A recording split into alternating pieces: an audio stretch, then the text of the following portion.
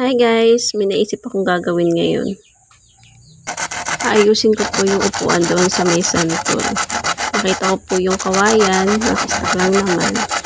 Sa asawa ko yan. Hindi naman niya ginagamit. Kaya naisip ko siyang lagariin at gagawin ko siyang paanong upuan. Enjoy watching guys!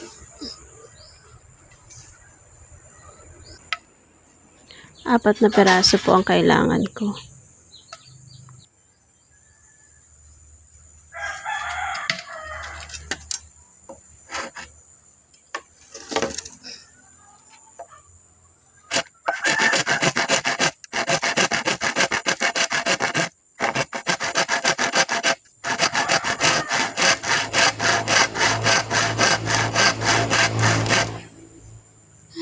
Pagod pala to. Ito na po nilagari ko. 1, 2, 3.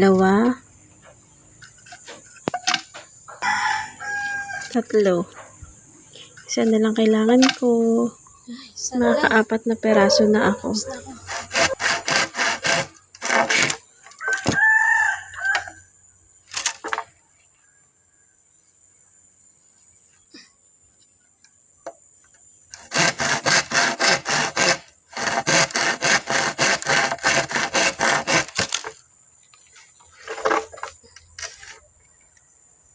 Pero isa na nga lang, pinahirapan pa ako.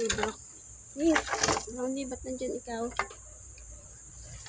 Kaya yan, push pa.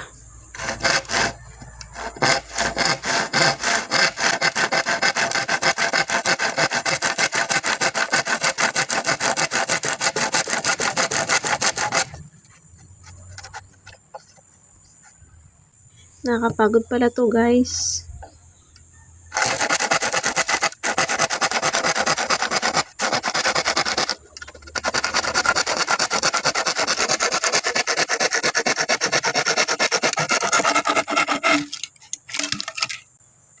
Ay!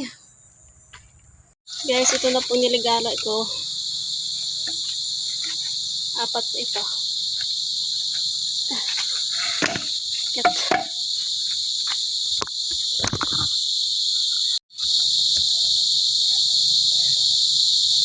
Ito na. Ang gagawin ko ay magbubungkal ako ng alisin ko muna ito.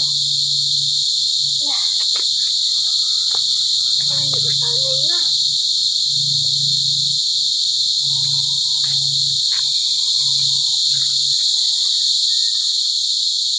May barita na ako.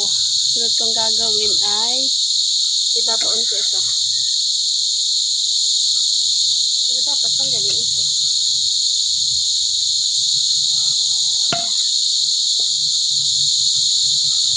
Ito.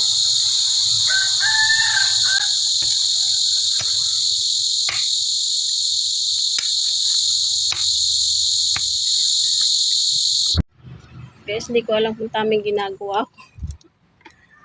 Pero mukha namang matibay. Tatali ko na lang siya.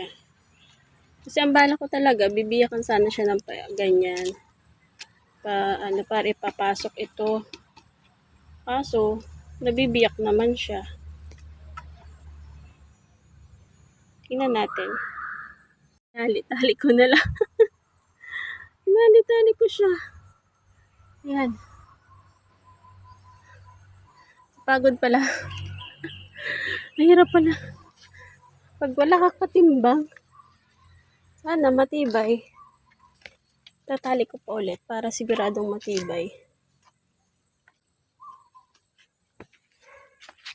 Yan na siya. Charan!